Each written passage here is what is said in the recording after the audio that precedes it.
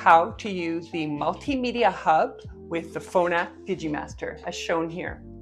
To switch on the MultiMedia Hub, press the on-off button on the side for 3 seconds. The green indicator lights will flash until fully booted. The side power indicator light will continue to fade in and out green during use. Connect the MultiMedia Hub to the touchscreen by tapping the Connect icon on the Roger touchscreen while holding the devices next to each other.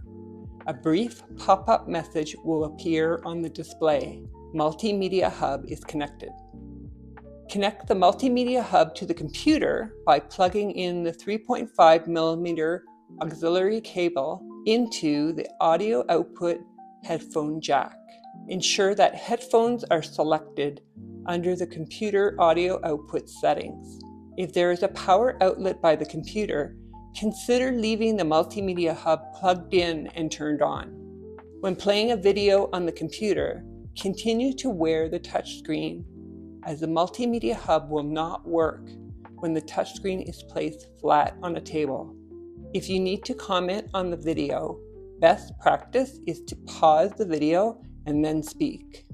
If you have a student who wears hearing aids or cochlear implants, they will hear the computer audio directly through their hearing devices if they're connected to the Roger touchscreen. If you're unsure if your student hears the video audio directly, contact your educational audiologist.